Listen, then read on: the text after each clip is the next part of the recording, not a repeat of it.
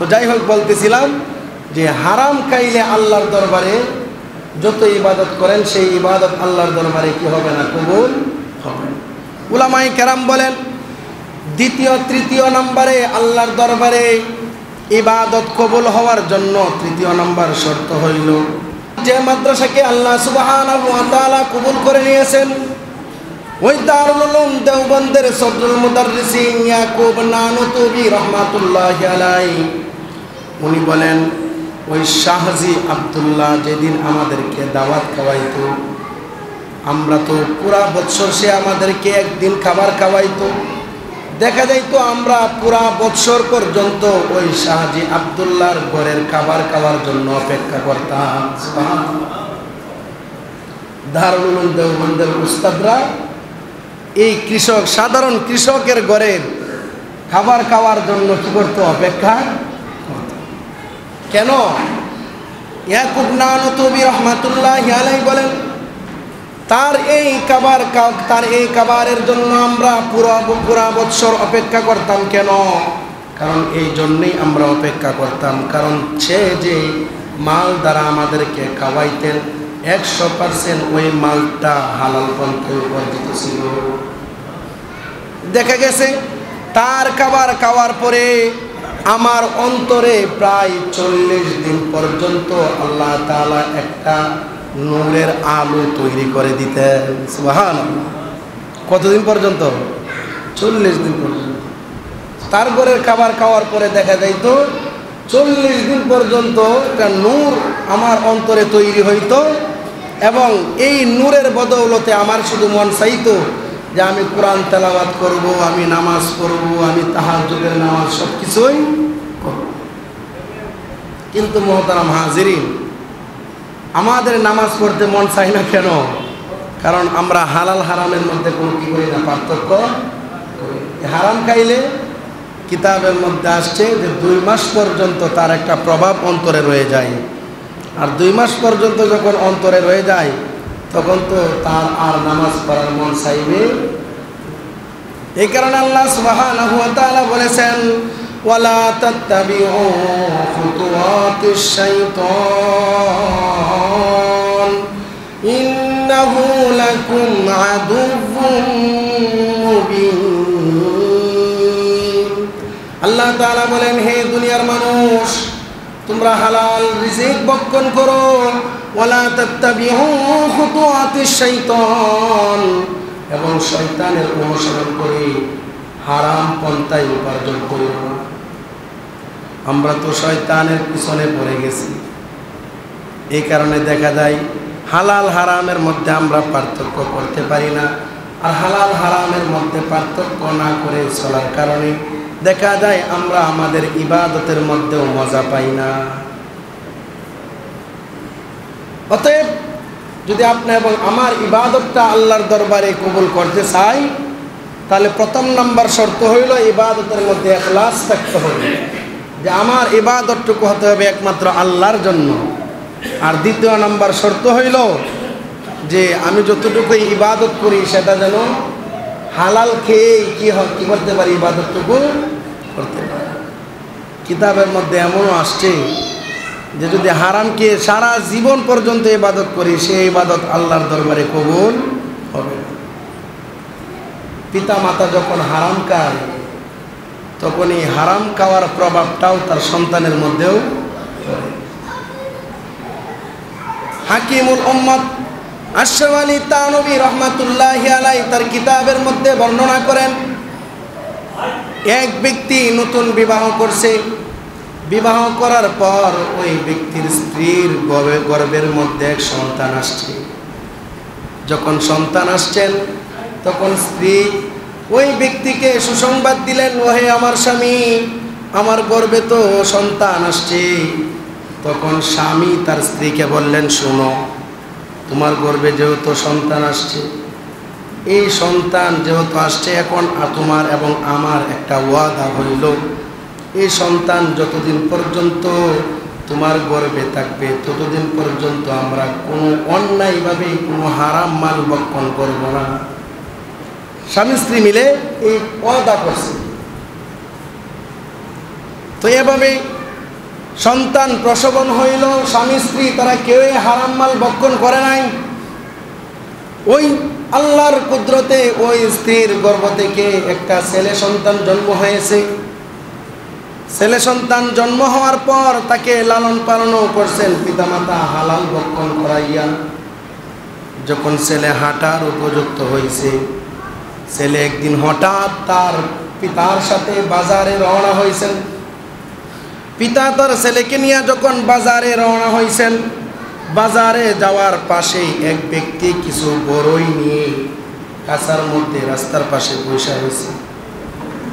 ছোট বাচ্চা তার পিতার হাত থেকে ছুটে গিয়া ওই কাঁচার মধ্যে থেকে একটা বড়ই সে হাত বাড়িয়ে সঙ্গে সঙ্গে মুখে দিয়ে দিছে। এই বিষয়টা দেখার পর পিতার আর সহ্য হয় নাই। পিতা সঙ্গে সঙ্গে ছেলেকে নিয়ে বাজারে না গিয়ে সঙ্গে সঙ্গে বাড়িতে গেছেন। গিয়ে একটা ছুরি হাতে নিছেন। ছুরি হাতে নিয়ে ওই ছুরিটাকে ধার দিছেন।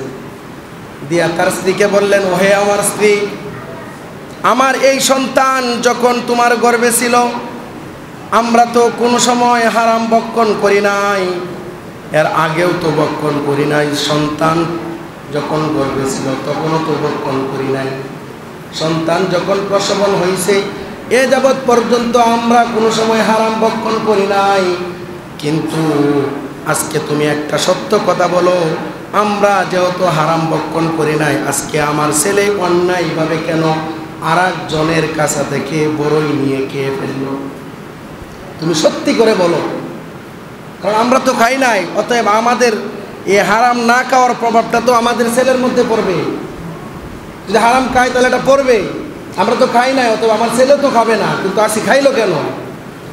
স্ত্রী সত্যিকার অর্থে তার স্বামীকে ডাইকা বলল, হে আমার স্বামী, শুনুন, আমি এবং আপনি যখন ওয়াদাবদ্ধ হয়েছি যে ছেলে যখন ওই সন্তান যখন আমাদের গর্ভে থাকবে আমরা হারাম খাবো না, কিন্তু একদিন এই সন্তান যখন আমার গর্ভে ছিল তখন একদিন আমি হঠাৎ বাড়ির আঙ্গিনায় হাঁটাহাঁটি করতেছি, তখন দেখা গেছে ওই বাড়ির একটা বড়ই গাছের ডাল আমাদের বাড়ির চালের মধ্যে আইসা পড়ছে।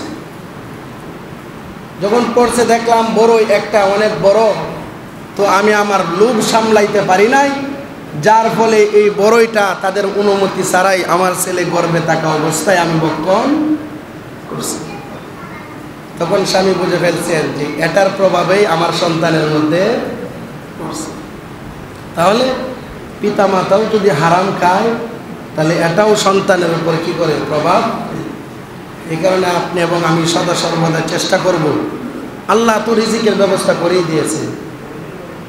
আল্লাহ তাআলা দুনিয়াতে এমন কোনো মাখলুক নাই যে মাখলুকের রিজিকের ব্যবস্থা করেন। হয়তো কিছু কষ্টে জীবনযাপন হবে, কিন্তু সদা সর্বদাই চেষ্টা করব যাতে করে হালাল পন্থায় রিজিক অন্বেষণ করে আপনি এবং আমি যেন বাকি জিন্দেগিটা কি করতে পারি। আল্লাহ রাসূল সাল্লাল্লাহু আলাইহি ওয়াসাল্লাম যেভাবে ইবাদত করছেন সেভাবে আপনি আমার ইবাদত করতে হবে। এমন কোনো ইবাদত নাই যে ইবাদত গুলার তরিকা আল্লাহ রাসূল বলে দেন নাই।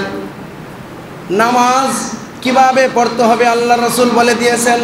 আল্লাহ রাসূল বলেন, সাল্লু কামা রাআইতুমুনি উসাল্লি। হে আমার উম্মতেরা, আমি যেভাবে নামাজ পড়ি তোমরা সেভাবেই নামাজ পড়ো। আমি যে তরিকায় নামাজ পড়ি ইবাদত করি তোমরা সেই তরিকায় ইবাদত করো। যদি তোমাদের ইবাদতটুকু, তোমাদের নামাজ যদি আমার তরিকায় হয় তাহলে তোমাদের ইবাদত আল্লাহর দরবারে কবুল হবে। সুবহানাল্লাহ। যদি ইবাদতটুকু আল্লাহর দরবারে কবুল করাইতে চাই তাহলে রাসূলের তরিকা আমার কি করতে হবে? ইবাদতটা করতে। রাসূল কিভাবে সিজদা দিয়েছেন সেভাবে আপনি আমার সিজদা দিতে হবে। রাসূল কিভাবে রুকু দিয়েছেন, কিভাবে নামাজে দাঁড়াইছেন, কিভাবে ধীরস্থিরতার সহিত ইবাদতটুকু করছেন সেভাবে করতে হবে। কিন্তু আমাদের সমাজে দেখা যায় যে আমরা মসজিদে আসার পরে আমরা পাগল হয়ে যাই, কখন মসজিদ থেকে চলে যাব। কিতাবের মধ্যে এই ভাষা ব্যবহার করছেন যে মুরুগের টুকুরের নিয়ে আমরা সেজদা দিয়ে মসজিদ থেকে বাইর হয়ে যাই। আসি নামকা মাস্তে নামাজ পড়ার জন্য, আইসা কোনো কোনো মতো 2 রাকাত 4 রাকাত নামাজ পড়ে কখন বাহিরে চলে যাব সেই চেষ্টা আমরা করতে থাকি না।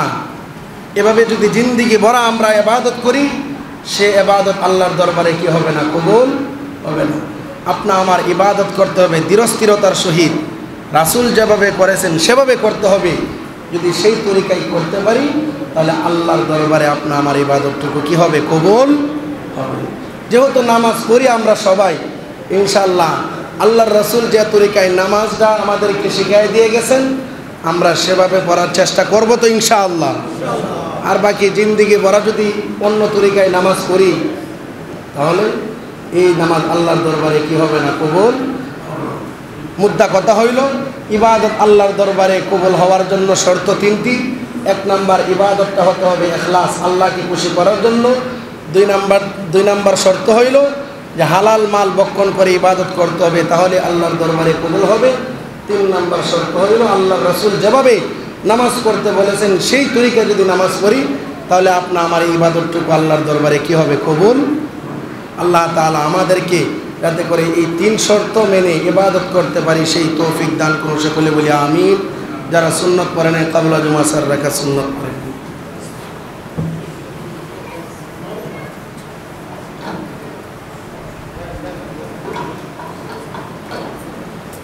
আখিরাতি বালা মুসিবত থেকে আপনি এবং আমাদেরকে হেফাজত করতে পারেন যদি আমাদের নামাজটা সঠিক মতো আমরা কি করতে পারি? আদায় করতে পারি। শুধু নামাজ নয়, আল্লাহ সুবহানাহু ওয়া তাআলার যত ইবাদত আছে, নামাজ বলেন, রোজা বলেন, হজ, যাকাত, যা কিছু আছে সব কিছুই আপনা আমার এই দুনিয়াতে থাকতে করতে হবে। কারণ আল্লাহ দুনিয়াতে আমাদেরকে এই জন্যই প্রেরণ করেছে। এখন দেখা যায় আমাদের মধ্যে অনেকেই আমরা নামাজ পড়ি, আল্লাহর গোলামি করি, কিন্তু সেই গোলামির মধ্যে আমরা মজা পাই না। কেন? কারণ আমাদের ইবাদতটুকু কবুল হইতেছে কিনা আমরা জানি। তবে উলামায়ে কেরাম বলেছেন ইবাদত আল্লাহ সুবহানাহু ওয়া তাআলার কাছে কবুল হওয়ার জন্য 3টা শর্ত আছে। আপনি যে কোনো ইবাদতই করেন, সেই ইবাদতটুকু যদি আপনি মন গড়া মতো করেন তাহলে আল্লাহর কাছে কবুল হবে না। এই কারণে উলামায়ে কেরাম বলেন যে আল্লাহ সুবহানাহু ওয়া তাআলার কাছে ইবাদত কবুল হওয়ার জন্য শর্ত কয়টি? 3টি। তন্মধ্যে 1 নম্বর শর্ত হইল আপনি যে ইবাদত করবেন, আমি যে ইবাদতটুকু করব সেই ইবাদতের মধ্যে আমার ইখলাস থাকতে হবে। ইখলাস হইল আমি যে ইবাদতটুকু করতেছি সেই ইবাদতটুকু দ্বারা আমার উদ্দেশ্য হইল একমাত্র আল্লাহকে খুশি করা। যদি মানুষদেরকে খুশি করার জন্য, মানুষদেরকে দেখানোর জন্য ইবাদত করি তাহলে সেই ইবাদত আল্লাহর দরবারে কোনো সময় কবুল হবে। এই কারণে ইবাদতের মধ্যে ইখলাস এটা খুবই মারাত্মক একটা প্রয়োজনীয় জিনিস। উলামায়ে কেরাম বলেন ইবাদত করার ক্ষেত্রে ইখলাসের ততটুকু প্রয়োজন যতটুকু একজন মানুষের জীবিত থাকার ক্ষেত্রে রূহের প্রয়োজন। রূহ যদি একটা মানুষের ভিতরে না থাকে তাহলে ওই মানুষের বডির দাম আছে? এই মানুষটার দাম আছে না? আমাদের সমাজে দেখা যায় রূহ বডি থেকে চলে গেলেই আমরা তখন এটাকে লাশ বলি। তখন দেখা গেছে সেই লাশটাকে আমরা এমনভাবে দূরে রাখতে চাই যে মারা যাওয়ার পরে কখন জানি ঘর থেকে বাহিরে রাখবো আর এই লাশ ঘরে রাখা যাবে। তো একটা বডির মধ্যে যদি রূহ না থাকে, এই লাশটার, এই বডিটার যেমন দাম নাই, ঠিক তদ্রূপ ইবাদত করার ক্ষেত্রে যদি ইখলাস না থাকে, আল্লাহকে সন্তুষ্টি করার লগ্নে যদি ইবাদতটুকু না হয়ে থাকে, সেই ইবাদতেরও আল্লাহর কাছে কোনো কি নাই, দাম। এই কারণে উলামায়ে কেরাম বলেছেন ইবাদত করার ক্ষেত্রে সর্বপ্রথম এই ইবাদতটুকু আল্লাহ সুবহানাহু ওয়া তাআলার কাছে কবুল হওয়ার জন্য সর্বপ্রথম শর্ত হইল কি? ইখলাস। মানে আল্লাহকে খুশি করার জন্যই আপনার আমার কি করতে হবে? ইবাদত করতে হবে। দ্বিতীয় নাম্বার, উলামায়ে কেরাম বলেন যে আপনি এবং আমরা যে ইবাদত করি সেই ইবাদতটুকু আল্লাহর দরবারে কবুল হওয়ার জন্য সর্বদাই আপনা আমার হালাল খাইতে হবে, হালাল রিজিক ভক্ষণ করতে হবে। কোনো বান্দা যদি হারাম রিজিক ভক্ষণ করে ইবাদত করে, সেই ইবাদত আল্লাহর কাছে আদৌ কবুল হবে না। এই কারণে আল্লাহ রাসূল সাল্লাল্লাহু আলাইহি ওয়াসাল্লাম হাদিসের মধ্যে বলেছেন, ক্বালা রাসূলুল্লাহ সাল্লাল্লাহু আলাইহি ওয়াসাল্লাম, লা ইয়াদখুলুল জান্নাতা জাসাদ, লা ইয়াদখুলুল জান্নাতা জাসাদুন গুযিয়া বিহারাম। আল্লাহর হাবিব সাল্লাল্লাহু আলাইহি ওয়াসাল্লাম বলেন, ওই বডি, ওই লাশ, ওই মানুষ কখনো জাহান্নামে প্রবেশ করবে না যে মানুষ তার বডিটাকে মোটা তাজা করছে, যে মানুষ তার জিন্দেগি দুনিয়াতে কাটাইছেন হারাম ভক্ষণ করে। ওই ব্যক্তির বডি, ওই ব্যক্তির লাশ, ওই ব্যক্তির জিসিম কখনো জান্নাতে প্রবেশ করবে না। তো জান্নাতে প্রবেশ না করলে এই হারাম ভক্ষণ করে যদি আমরা ইবাদত করি, এই ইবাদতটুকু কি আল্লাহর কাছে কবুল হবে? কিন্তু আমরা শয়তানের ওয়াসওয়াসায় পড়ে আমরা হারাম ভক্ষণ করতে থাকি, সুদ ঘুষ এগুলো আমরা অনর্গল খাইতে থাকি। কিন্তু এগুলা খাইলে যদি সারা জীবন ইবাদত করি, সেই ইবাদত কবুল হবে না। কোনো আল্লাহর এক বান্দা যদি হারাম ভক্ষণ করে, তাহলে 2 মাস পর্যন্ত এই হারাম ভক্ষণ করার কারণে তার অন্তরে 2 মাস পর্যন্ত এই হারামের প্রভাবটা পড়তে থাকে। দারুল উলুম দেওবন্দের সদরুল মুদাররিসিন হযরত ইয়াকুব নানুতুবি রাহমাতুল্লাহি আলাইহি বলেন, আমি একবার এক বাড়িতে গেছি দাওয়াত খাওয়ার জন্য। তো ওই বাড়িতে যাওয়ার পরে যখন আমার সামনে দস্তরখানায় বিভিন্ন রকমের খাবার নিয়ে আসছেন, আসার পরে অল্প খাবার যখন আমি আমার মুখে দিছি, তখন আমার ভিতরে কেমন জানি একটা সন্দেহ তৈরি হয়ে গেছে। তাৎক্ষণিক আমি এই খাবার দূরে রাইখা আমি বাড়ির মালিককে জিজ্ঞাসা করলাম যে এই খাবারটুকু যে আপনি আমার সামনে দিছেন, এই খাবারটুকু কি হালাল পন্থায় উপার্জিত নাকি হারাম মালও তার মধ্যে শামিল আছে? তো কিতাবের মধ্যে আসছে, অনেক গাড়াগাড়ি করার পরে দেখা গেছে যে এই খাবারের মধ্যে হারাম মালের সংশয়, হারাম মালের সংস্পর্শ আছে। তো হযরত ইয়াকুব নানুতুবি রাহমাতুল্লাহি আলাইহি বলেন, ওই যে খাবারটুকু অল্প পরিমাণ আমি মুখে নিছিলাম, এই কারণেই দেখা গেছে 2 মাস পর্যন্ত এই হারাম মালের প্রভাব আমার অন্তরে পড়ছে। আর এই প্রভাবটা পড়ার কারণে 2 মাস পর্যন্ত আমার মনে শুধু খালি এই গাওয়াই দিছে, আমি খালি গুনার কাজ করতাম, গুনার কাজ করার জন্য। এই হারাম মাল ভক্ষণ করার কারণে অন্তরে এমনভাবে প্রভাব পড়ছে যে আমি খালি চাইতেছি, আমি খালি শুধু কি করব? গুনার কাজ করব। এই হারাম মাল ভক্ষণ করে ইবাদত করলে সেই ইবাদত আল্লাহর কাছে কি হবে না? কবুল হবে না। আপনি অল্প পরিমাণ খান, আল্লাহ তাআলা তো আপনার জন্য হালাল, আমার জন্য হালাল রিজিকের ব্যবস্থা করে দিয়েছেন। আল্লাহ তাআলা কোরআনে বলেন, ইয়া আইয়ুহান নাস কুলু মিম্মা ফিল আরদি হালালান তাইয়্যিবা। আল্লাহ সুবহানাহু ওয়া তাআলা বলেন, হে দুনিয়ার মানুষ, হে আমার সকল বান্দা, কুলু তোমরা ভক্ষণ করো, খাও, মিম্মা ফিল আরদি জমিনের মধ্যে তোমাদের জন্য যা রাখা হয়েছে, হালালান তাইয়্যিবা হালাল যে রিজিক রাখা হয়েছে, তোমরা এগুলা ভক্ষণ করো। ওয়ালা তাত্তাবিউ খুতুওয়াতিশ শাইতান, তোমরা শয়তানের অনুসারী হও না। শয়তানের অনুসারী হয়ে হালালকে হারামের সাথে সংমিশ্রণ কইরো না। তোমরা হারাম ভক্ষণ করে তোমরা নিজের জিন্দেগিটাকে, নিজের জীবনটাকে ধ্বংসের দিকে ঠেলে দিও। আল্লাহ সুবহানাহু ওয়া তাআলা বলেন, দুনিয়াতে তোমাদের জন্য যতটুকু হালালের রিজিকের আমি ব্যবস্থা করে দিয়েছি তোমরা সেগুলাই ভক্ষণ করো, হারামের দ্বারে কাছেও যাও না। যদি হালাল কোনো বান্দা যদি হালাল খাবার ভক্ষণ করে, তাহলে এই হালাল খাবার ভক্ষণ করার কারণে তার অন্তরের মধ্যে 40 দিন পর্যন্ত আল্লাহ তাআলা একটা নূর আলো তৈরি করে দেন। ভারতের দারুল উলুম দেওবন্দের পাশে একজন সাধারণ লোক ছিল, যার নাম ছিল শাহজি আব্দুল্লাহ।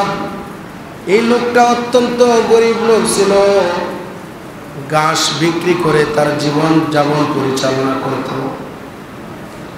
সে প্রত্যেক দিন কাঁচা ঘাস নিয়ে বাজারে বিক্রি করত।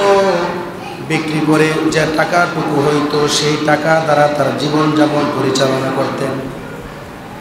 ওই শাহজি আব্দুল্লাহ সাধারণ কৃষক, সে ছিল অত্যন্ত সৎ, সে ছিল অত্যন্ত খোদাভীরু আল্লাহওয়ালা মানুষ। তার একটা তবিয়ত ছিল, অভ্যাস ছিল, সে যখন বাজারে ঘাস নিয়ে যাইত তখন তার ওই ঘাসের এক দাম, আর সেই দামটা হইল সে ওই ব্যক্তি 6 পয়সায় দিয়া তার ঘাসগুলা বিক্রি করত। ওই শাহজি আব্দুল্লাহ প্রত্যেক দিন ঘাস নিয়ে বাজারে গিয়ে 6 পয়সায় তার ঘাসগুলা সে বিক্রি করত। আর মানুষেরাও তার ঘাসগুলা নেওয়ার জন্য অত্যন্ত আগ্রহের সহিত বাজারে অপেক্ষা করত। কারণ হইল মানুষেরা তারা মনে করত এই শাহজি আব্দুল্লাহর ঘাসগুলা নিয়ে যদি আমরা আমাদের মহিষদেরকে, আমরা আমাদের গরু ছাগলদেরকে ঘাস খাওয়াই, তাহলে দেখা যায় অন্যদের ঘাস খাওয়াইলে যতটুকু দুধ দেয়, শাহজি আব্দুল্লাহর ঘাস যদি আমরা খাওয়াই তাহলে তার চাইতে দ্বিগুণ দুধ আমাদের মহিষগুলা দেয়। মানুষেরা তারা অপেক্ষা করত বাজারে ওই শাহজি আব্দুল্লাহ কৃষক সৎ মুখের ঘাস নেওয়ার জন্য। একদিন সে তার ঘাসগুলার তার অভ্যাস ছিল, সে প্রত্যেক দিন 6 পয়সায় তার ঘাসগুলা বিক্রি করত। তবে এই 6 পয়সাকে তার পরিবারের তলে খরচ করত না। সে কি করত, এই 6 পয়সাকে 3 ভাগ করত। 3 ভাগ করার পর 2 পয়সা ইতিম মিসকিন বিধবা যারা আছেন তাদের রাস্তায় খরচ করতেন, আর 2 পয়সাকে সে তার পরিজনের তলে খরচ করতেন, আর 2 পয়সাকে সে রেখে দিতেন, জমা করতেন। এভাবে দেখা যাইত বছর গেলেই এভাবে 2 পয়সা জমা করতে করতে 7 থেকে 8 টাকা তার জমা হইত। তখনকার সময়ে 7-8 টাকারও কি ছিল দাম। তো 2 পয়সা সমান করতে করতে, 2 পয়সা জমা করতে করতে বছর শেষে দেখা যাইত যে 7 থেকে 8 টাকা তার জমা হইত। কিন্তু এই জমা টাকা দ্বারা সে একটা ভালো কাজ করত, সেটা হইল প্রতি বছর একদিন দারুল উলুম দেওবন্দ মাদ্রাসার উস্তাদ যারা আছেন তাদেরকে সে একদিন খাবার খাওয়াইত। দারুল উলুম দেওবন্দ